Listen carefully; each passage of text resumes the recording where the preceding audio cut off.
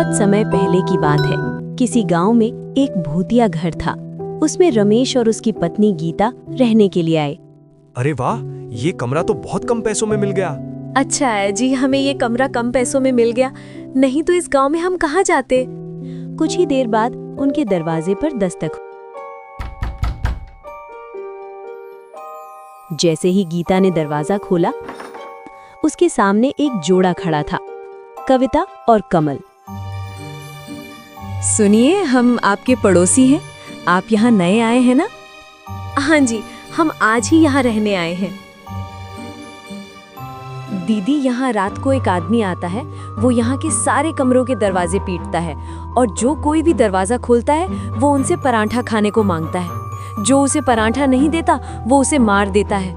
उतने में ही रमेश वहाँ आ जाता है और गीता से पूछता है, गीता, ये सब क्या है? ये लोग कौन हैं? हम आपके पड़ोसी हैं, आपको कुछ सावधान करने आए थे। कविता ने आपकी पत्नी को सब बता दिया है। बस आप लोग रात को दरवाजा मत खोलिएगा। अब हम चलते हैं। इतना कहकर वे दोनों वहां से चले गए। इतना कहकर वे दोनों अपने कमरे में चले गए। गीता ने रमेश को सारी बात बता दी। गीता की बात सुनकर रमेश बोला, मैं इन सब बातों पर विश्वास नहीं करता। ये सब अंधविश्वास की बातें हैं। ठीक है गीता, वैसे मुझे बड़े जोरों की भूख लगी है। कुछ खाने को है क्या? नहीं जी, आज कुछ खाने को नहीं है। वैसे भी मैं बहुत थक गई हूँ। क्यों ना आप बाजार से कुछ ले आएं? ठीक है, मैं अभी लाता हूँ। रमेश बाजार से खाना लाता है।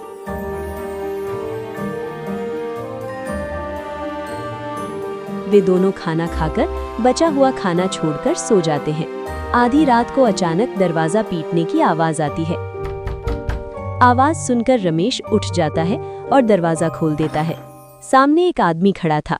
मुझे भूख लगी है, कुछ खाने को दो। रमेश मन में, जो खाना बच गया था वही इसे दे देता हूँ।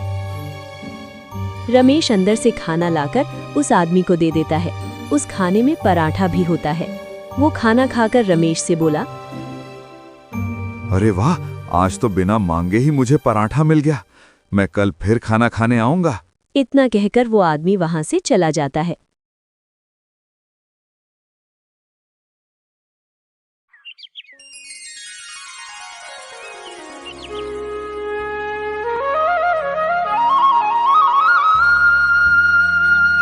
अगली सुबह उनके पड़ोसी फिर आए। भाई, आपने कल रात किसी आदमी को खाना तो नहीं दिया था ना? रमेश कमल की बातों को नजरअंदाज कर देता है और बोलता है, हाँ, कल रात एक आदमी आया था, उसे मैंने खाना दिया था। हाँ, उसने कहा था कि वो कल फिर आएगा। भगवान रमेश, ये तुमने क्या किया? आज वो भूत फिर आएगा। भाई, अगर आज वो आदमी आए तो उसे पराठा मत देना। गीता, ये सब बातें सच नहीं होती। क्या पता वो आदमी आए ही ना। ठीक है कमल भाई।